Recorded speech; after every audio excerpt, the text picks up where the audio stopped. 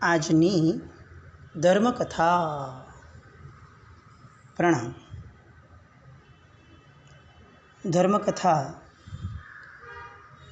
એટલે નવી નવી વાતો, પ્રાચીન કાળની આપણી પરંપરા, એ બધાને જાણવા માટેનો એક પ્રયાસ.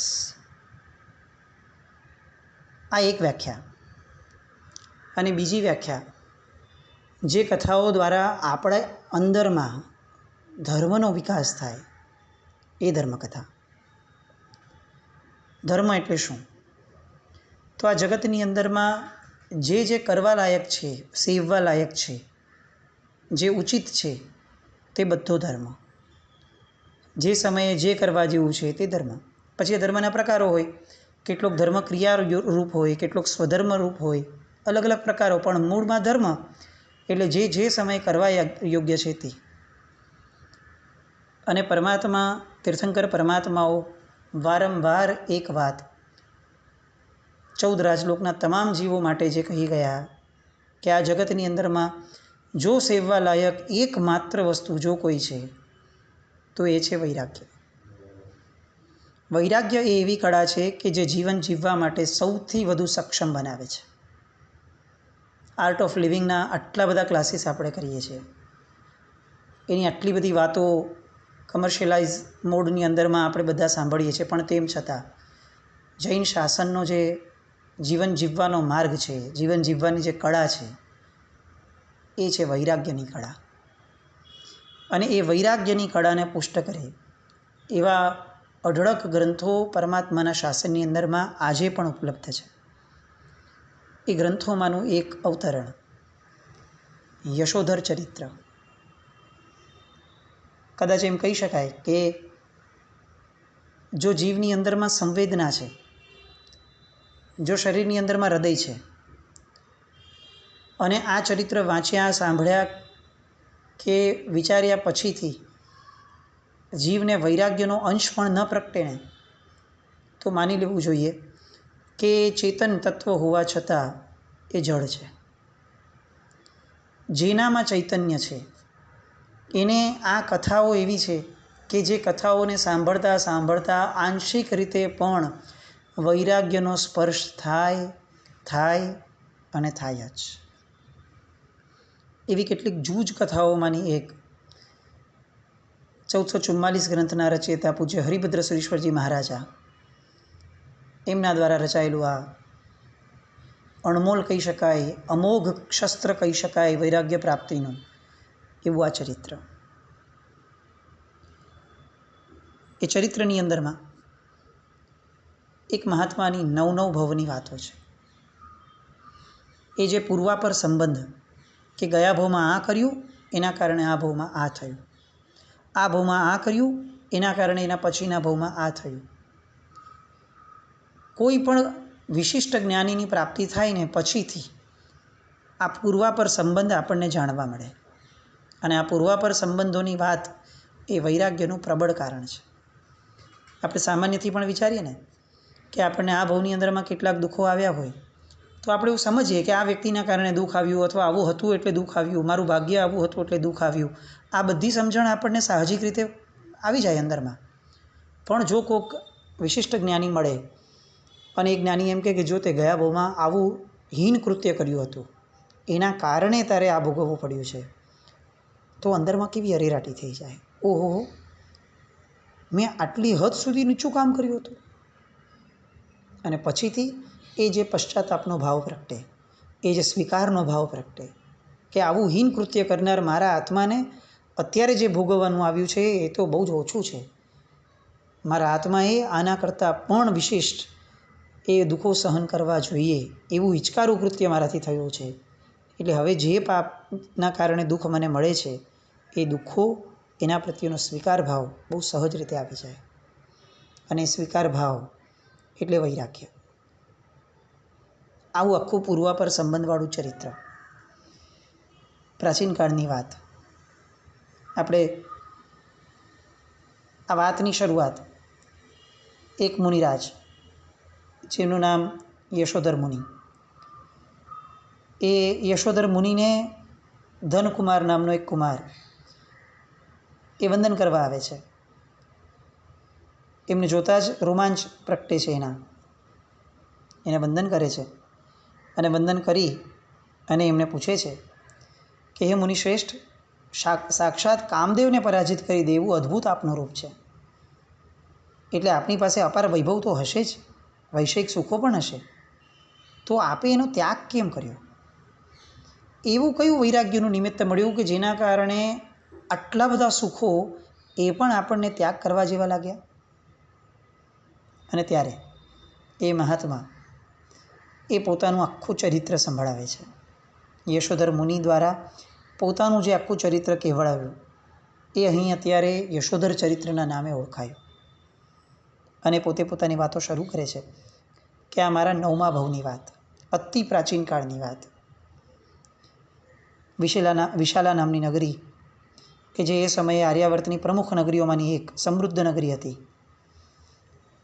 એ નગરીના મહારાજા અમરદત્ત, એની મહારાણીનું નામ યશોધરા, એમને ત્યાં જન્મેલ રાજકુમાર એનું નામ સુરેન્દ્રદત્ત. એ સુરેન્દ્રદત્ત એટલે આ ચરિત્રનો, આ કથાનકનો પહેલો ભાવ. એ સુરેન્દ્રદત્ત જે છે એમના પિતાજીને વૈષયિક સુખો પ્રત્યે વિરક્તિ જાગી. રાજકુમાર નાના હતા હજી, પણ એમને વિરક્તિ જાગી અને એટલે જ લોકોત્તર આત્મહિત સાધી લે એવો સંયમ એ સ્વીકારવાનું એમનું મન થયું.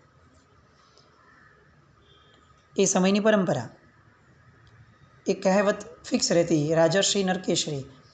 એટલે એવું નહીં કે જે રાજા બને એ નરકે જાય, પણ જે રાજાપણું જિંદગીના છેલ્લા શ્વાસ સુધી પકડીને રાખે એ નરકે જાય. સત્તા પ્રાપ્ત થવા માત્રથી નરક નથી આવી જતી. સત્તાની લુલુપતા, છેક સુધી સત્તા ન છોડવાની જે અંદરમાં એક લાલસા હોય, એ લાલસાના કારણે નરક છે. આપણા બાહ્ય પાપો જ આપણને નરક આપે છે કે દુર્ગતિ આપે છે એવું નહીં. મૂળમાં એ બાહ્ય પાપો સેવવા માટેની અંદરમાં જે આસક્તિ છે, એ આસક્તિ આપણને દુર્ગતિ આપે છે. બાહ્ય પાપો છૂટવા જ જોઈએ, પણ આસક્તિ પણ છૂટવી જોઈએ, તો એ અર્થપૂર્ણ છે. અને એ ન્યાયે એમણે મંત્રીઓને વગેરેને બધાને બોલાવી અને નક્કી કર્યું કે હવે મારે દીક્ષા લેવી છે. એમનો રાજ્યાભિષેક કર્યો, એમણે દીક્ષા લીધી. દીક્ષા લેતા પહેલાં નૈનાવલી નામની એક કુંવરી સાથે એમણે લગ્ન કરાવ્યા. ધૂમધામથી લગ્ન થયા. સેંકડો રાજાઓ લગ્નની અંદરમાં આવ્યા. અનેક પ્રકારની ભેટો એમને મળી. એ નૈનાવલીનું વિશાલાના રાજમહેલની અંદરમાં પ્રેમથી સ્વાગત પણ થયું. એવું અદ્ભુત રૂપ, નીલમમણી જેવા ઉજ્જવળ નેત્રો, સોનાના તાર જેવો ચમકતો કેશનો સમૂહ, સ્ફટિક જેવી એ ધવલ કાંતિ જેમની હતી, એવા આ નૈનાવલી. રૂપ જોનાર વ્યક્તિ મુગ્ધ થઈ જાય કે આ ખરેખર સ્ત્રી છે કે કોઈક દેવલોકની અપ્સરા છે, એવું રૂપ. અને એમના લગ્ન આ રાજકુમાર સાથે થયા. સુરેન્દ્રદત્ત એમના રૂપની પાછળ એટલા ઘેલા બન્યા કે હવે એમને દિવસ રાત ફક્ત આ નૈનાવલી જ એમના નયનોની સામે જોઈતી હતી. અને નૈનાવલી પણ પાછા આવ્યા, બહુ સ્વતંત્ર વાતાવરણમાં ઉછરેલા, એટલે અભિમાની પણ હતી થોડાક. અને વિષય વિલાસનો અત્યંત પ્રેમ હૃદયની અંદરમાં એમના. એટલે બધા જ જાણે એમનાથી આવર્જિત થઈ ગયા હોય એવું વાતાવરણ થયું. પિતાજીએ દીક્ષા લીધી અને આ સુરેન્દ્રદત્ત એ રાજ્યની ધુરા વહન કરવા લાગ્યા. સમય વીતતો ગયો, નૈનાવલીનો મોહ પણ વધતો ગયો, પણ કંઈક સદભાગ્ય જાગ્યા અને એક ગુરુ ભગવંતનો યોગ થયો અને એમની પાસેથી વિશુદ્ધ પરમાત્મા સ્વરૂપનું જ્ઞાન પ્રાપ્ત થયું. સાચો ધર્મ તત્વ શું હોય એ પણ સમજાયું. અને આ બધાના કારણે અંદરની માન્યતાઓ સ્પષ્ટ થવા લાગી. જીવનનો જેન્યુઇન ટર્નિંગ પોઈન્ટ છે ને, એ કોઈ બાહ્ય આચારને કદાચ ન ગણી શકાય. મૂળ ટર્નિંગ પોઈન્ટ જે છે ભવ પરંપરાનો, એ અંદરનો બોધ છે, અંદરની સ્પષ્ટતા છે.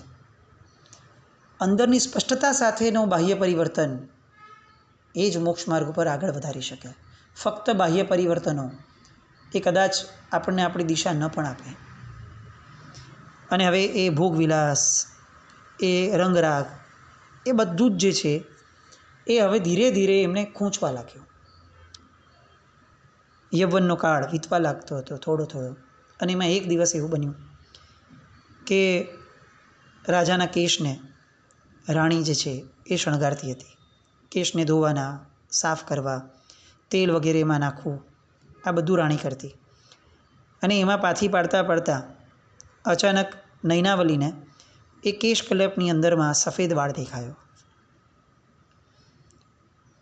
નૈનાવલી આમ પણ ઉચ્છૃંખલ હતી, એટલે એણે તો મજાક કરતા, ઉપલંબ આપતા રાજાને કહી દીધું કે મહારાજા, ધર્મદૂત આવી ગયો છે. રાજાને ખ્યાલ નહીં આવ્યો સુરેન્દ્રદત્તને, એટલે એણે જોયું દ્વાર પર તો કોઈ આવ્યું નથી. એટલે ફરીથી એણે કીધું કે મને તો દ્વારમાં કોઈ દેખાતું નથી. અને ત્યારે પેલી બાજુમાં રહેલી દાસી જે છે એ હસતા હસતા કહે છે કે મહારાજા, દ્વાર ઉપર નહીં, ધર્મદૂત મસ્તક ઉપર આવ્યો છે. અને એ સમયની પરંપરાઓ કે સફેદ વાળ એક પણ આવે ને તો એને ધર્મદૂત કહેવાતો, કે જે ધર્મનો સંદેશ લઈને આવ્યો છે કે હવે ધર્મ કરવાનો સમય પાકી ગયો છે. હવે ફક્ત વાળ નથી પાકી ગયા, ધર્મ કરવાનો સમય પાકી ગયો છે. અને મહારાજા વિચારમાં પણ ચડ્યા, હવે મારાથી પ્રમાદ મને ન પાલવે. દિવસ વીતે, રાત વીતશે, રાત વહી જશે, દિવસ વહી જશે, અને આમને આમ મારું જીવન પણ વહી જશે. એ વિચારણામાં ચડ્યા. નૈનાવલી આવી અને એ દિવસથી એની પાછળ મોહાંત બનેલો હું. દિવસો, મહિનાઓ અને વર્ષો વીત્યા. આટલી બધી સમજણ હોવા છતાં હું આ વિષયોને છોડી ન શક્યો. કેટલો ભોગમાં લયલીન બન્યો. મેં ક્યારેય મારા આત્માનો વિચાર નહોતો કર્યો. ક્યારેય મેં મારા મૃત્યુની કલ્પના પણ નથી કરી. મારે મરીને ક્યાંક જવાનું છે એવો અણસાર પણ મેં મારા હૃદયની અંદરમાં ક્યારેય જન્મવા નથી દીધો. પરલોક માટેની આટલી બધી મારી ધૃષ્ટતા એ મારા ભવાંતરમાં મને શું સ્થિતિ આપશે એ કલ્પના પણ ધ્રુજારી ઉપજાવી એવી હતી. અને આ બધી જ વૈરાગ્યમય વિચારધારા એ સતત મનોમંથનમાં ચાલવા લાગી. પેલી દાસી વહી ગઈ, નૈનાવલી પણ વહી ગઈ, પણ એમણે આપેલો વિચાર એ ન ગયો. સતત મન એની અંદરમાં જ ગ્રસ્ત રહેવા લાગ્યું. એ દિવસ ગયો, બપોર, સાંજ, રાત, 2-4 દિવસ ગયા. સતત મનની અંદરમાં આ વિચાર એક ખળભળાટ મચાવવા લાગ્યો. મારે હવે સંસારના ત્યાગના માર્ગે જઈ જે શ્રેષ્ઠતમ પરંપરા મારા પૂર્વજોએ સેવી છે કે રાજર્ષિ બનીને મારે મરવું નથી, મારે ઋષિ બનીને મરવું છે. રાજા બનીને નહીં, રાજર્ષિ બનીને મારે આ જગતમાંથી જવું છે. અને સતત મનનો આ વિચાર અંદરમાં વીર્યાંતરાય કર્મનો ક્ષયોક્ષમ થતો ગયો. સત્વ, ઉલ્લાસ, ઉમંગ પ્રગટતું ગયું. મનમાં ભાવનાઓ દ્રઢ થવા લાગી. અને એ દ્રઢતા એવી વધવા લાગી કે એક દિવસ હવે એમણે નિર્ધાર કર્યો કે મારે હવે આ મારી વિચારધારાને મારા નિર્ણયમાં પરિવર્તિત કરવી છે. અને એ નિર્ણયમાં પરિવર્તિત કરવાની સૌથી પહેલી વાત એ મારા પ્રાણથી પ્યારી એવી નૈનાવલીને મારે કહેવી છે. અંદરમાં હિંમત ઊભી થઈ અને મેં એમને કહ્યું કે મારા હૃદયમાં કેટલાક શુભ ભાવો એ ઉઠે છે અને એ શુભ ભાવોનું નિવેદન મારે તમારી સાથે કરવું છે. નૈનાવલીને પૂછે છે કે તે ધર્મદૂત જોયો હતો ને? તો કે હા. તો કે તે મને કહ્યું હતું કે ધર્મદૂત આવી ગયો, તારા શબ્દોએ મને જાગૃત કર્યો છે. મને અંદરમાં એવું દ્રઢપણે હવે પ્રતીત થયું છે કે આ આયુષ્ય એ પાણીના પરપોટા જેવું છે. મારે હવે મારું આત્મહિત સાથી જ લેવું જોઈએ. નૈનાવલી બેઠી બેઠી સાંભળે છે અને બહુ દ્રઢતાપૂર્વક એક વાક્ય રાજા એને કહે છે કે મારે ચારિત્ર ધર્મ સ્વીકારવો છે. જે માર્ગ મારા પિતાજીએ લીધો છે, જે માર્ગ મારી કુળ પરંપરામાં મારા પૂર્વજોએ લીધો છે, એ માર્ગ મારે પણ સેવવો છે. મારે ચારિત્ર ગ્રહણ કરવું છે. પેલી નૈનાવલી, એની આંખોમાં આંસુ ઉભરાયા, આંસુને પોતે જ લૂછ્યા અને બહુ જ સત્વ સાથે એણે સુરેન્દ્રદત્તને કહ્યું કે સ્વામીનાથ, જો આપ ચારિત્ર ધર્મ સ્વીકારશો તો હું પણ ચારિત્ર સ્વીકારીશ, આપ સંસારવાસ ત્યાગશો તો હું પણ ત્યાગીશ, જો આપ ચાલી જશો તો મારે કોની માટે સંસારમાં રહેવાનું છે. અને આ વાત સાંભળીને સુરેન્દ્રદત્ત, એને જેટલો રાગ નૈનાવલી પ્રત્યે પ્રગટ્યો હતો એ રાગ હવે બહુમાનમાં પરિવર્તિત થયો. અનહદ આનંદ ઉભરાયો કે મારું પાત્ર એ કેટલું પ્રચંડ મારું પુણ્ય છે કે મારું પાત્ર મને આટલું બધું અનુરૂપ મળ્યું. હું સંસાર ભોગવતો હતો ત્યારે સંસારને અનુરૂપ મારી સાથે ચાલ્યા. આજે વૈરાગ્યનો ભાવ પ્રગટ્યો તો વૈરાગ્યમાં પણ એક ક્ષણના વિલંબ વિના મારી સાથે ચાલવા તૈયાર થયા. આ જગતની અંદરમાં આવી વેવલેન્થવાળું પાત્ર મળવું એ બહુ જ દુષ્કર છે, બહુ જ દુર્લભ છે. અને બહુ જ આનંદપૂર્વક સુરેન્દ્રદત્ત એ નૈનાવલીને જોવા લાગ્યા. એમની પણ આંખો હર્ષથી ઉભરાવા લાગી. કેવો અનુરાગ હશે, કેવો ઋણાનુબંધ હશે, કેવો સ્નેહ એમને મારી ઉપર હશે, એ વિચારતા વિચારતા સુરેન્દ્રદત્તને નૈનાવલી પ્રત્યેનો પ્રેમ, સ્નેહ, રાગ જે પણ હતું એ બહુ જ ઊંચા લેવલ સુધી એ પહોંચ્યું. બંનેવે એકબીજાને ધન્યવાદ આપ્યા. બંનેવે નક્કી કર્યું કે આપણે હવે આ વાત જે છે એ દરેક વ્યક્તિને આપણે સ્પષ્ટતા સાથે જણાવી અને બહુ શીઘ્રાતિ શીઘ્ર આપણે માર્ગને ગ્રહણ કરવા માટે હવે આપણે લાલાયિત બનીએ. બંને જણા એકબીજાના નિર્ણયને વધાવતા વધાવતા ઓરડામાંથી નીકળ્યા. દેવોને પણ ઈર્ષ્યા થાય એવું મારું આ ભાગ્ય છે એ વિચારે સુરેન્દ્રદત્ત એ ખૂબ હર્ષમાં હતા. જે આટલા દિવસ સુધી ખચકાટ હતો કે નૈનાવલી કઈ રીતે સહન કરશે મારા નિર્ણયને, હું તો વૈરાગી થયો છું ને હું નીકળી જઈશ પણ એનું શું થશે, એનો જે ભાર મારા હૃદય ઉપર હતો આજે નૈનાવલીએ એ ભારને પૂર્ણપણે ઉતારી દીધો અને એટલો સહજ રીતે ઉતાર્યો. આ કેવો એનો ત્યાગ! એક ક્ષણની અંદરમાં, હું તો આટલા વખતથી મનોમંથન કરતો હતો, એક ક્ષણની અંદરમાં આ નૈનાવલીએ ફક્ત મારા સહવાસ માટે, મારી સાથેના નિર્ણયને સાથ આપવા માટે આખો ને આખો ભર્યો ભાદર્યો સંસાર ત્યાગવાનો નિર્ણય લઈ લીધો. નૈનાવલીનો ઉપકાર એ કેમેય કરીને ભૂલાય એવો નથી. અને બંને જણા નક્કી કરે છે કે આપણે આવતીકાલ સવારે આ વાત બધાને જણાવી દઈશું. રાત્રિના સમયે ફરીથી બંને ભેગા થાય છે, વાતો ચાલે છે અને ત્યારે સહસા નૈનાવલીના મુખમાંથી એક વાત નીકળી કે સ્વામીનાથ, મને એક વિચાર પ્રગટે છે કે આપણે બંને આ રીતે લઈ લઈશું દીક્ષા. ચોક્કસપણે આપણા હૃદયની અંદરમાં પુત્ર પ્રત્યેનો મોહ નથી જ, એ વાત ચોક્કસ સાચી છે, પણ આપણું ઔચિત્ય, આ જગતની રીત એ તો એવું સૂચવે છે કે જ્યાં સુધી પુત્રના લગ્ન ન થાય, જ્યાં સુધી પુત્ર એ કંઈક રીતે સક્ષમ ન બને, માનસિક રીતે, વૈચારિક રીતે, ત્યાં સુધી જો આપણે એને છોડીને વયા જઈએ તો એ લોકની રીતિ એ પણ નિંદનીય બનશે. આપ આપનું દ્રષ્ટાંત જોઈ જુઓ કે આપના પિતાશ્રીએ પણ દીક્ષા ક્યારે લીધી? આપને લગ્ન થયા પછીથી. તો સ્વામીનાથ, આપણે પુત્ર મોહના કારણે એવું નહીં પણ ઔચિત્યના કારણે પણ ફક્ત આપણા પુત્રના લગ્ન થઈ જાય ત્યાં સુધી જો રોકાઈ જઈએ તો એ કદાચ ઉચિત વધારે હશે. અને જે રીતે આ વાત મુકાઈ, એ પદ્ધતિ, એ રીત, એ પ્રેઝન્ટેશન એ સુરેન્દ્રદત્ત માટે અતિશય સ્વીકાર્ય બન્યું. વાત સાચી છે. એકચ્યુઅલી છે ને, આ જગતની અંદરમાં આપણે બધું કહીએ ભલે કે બધું પુણ્યનો ખેલ છે, આ છે તે છે, પણ આ જગતની અંદરમાં વાત કરવી એ પણ એક કળા છે.